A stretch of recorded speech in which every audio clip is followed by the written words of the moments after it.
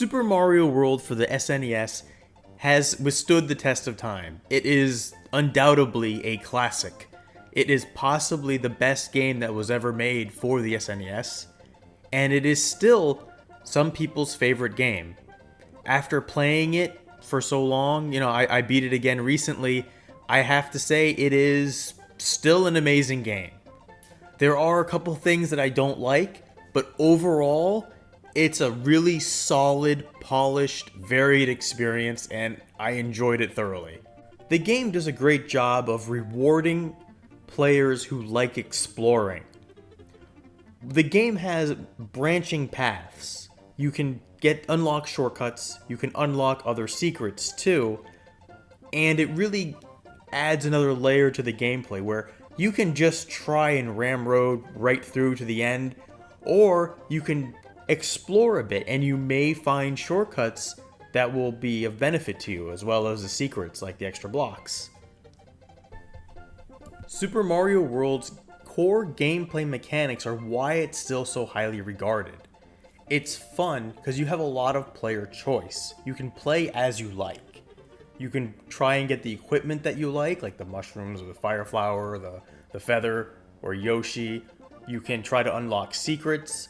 You can unlock multiple branching paths in the levels or in the overworld, and the difficulty is accessible. It's easy to moderate. It's nothing too extreme.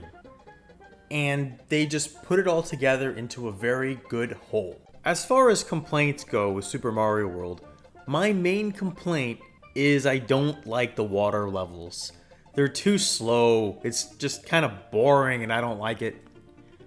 And there's a couple other spots and limited levels where there's this hurry up and wait section that's usually in some of these castles or a basic or cave levels where you have to hurry to a spot, then wait, then hurry to a spot, then wait.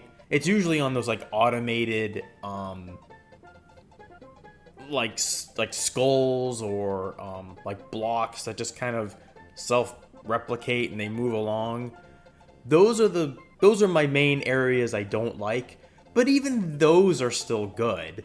It's not like they're bad. It's just I like the higher, fast-paced levels better.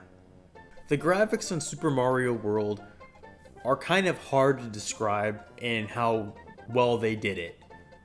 The coloring scheme for a lot of the levels, along with the enemies, are good. You don't have that strange bleed that you see in some games where sometimes bullets or enemies are hard to see. You don't see that in this game. The animations are all very smooth, and they all move at a speed that is reasonable. The graphics have this fun, cartoony look to them, and it's just a pleasure to look at. So, they get full marks for graphics. The soundtrack for Super Mario World is quite good. It's not boring at all. All the tracks are distinctive, they're all varied enough, they change it up. In fact, some of the tracks change it up in the middle of the level when they speed up if you take too long, or if you get Yoshi, they also have a other beat that's along with the track. They did a really good job with it to try and really have it almost like an immersive feel when you're playing the game as far as the soundtrack is concerned. When it's really high-paced, they usually choose some sort of high-paced track. When it's slow, they choose a slightly slower track, like water levels are slower.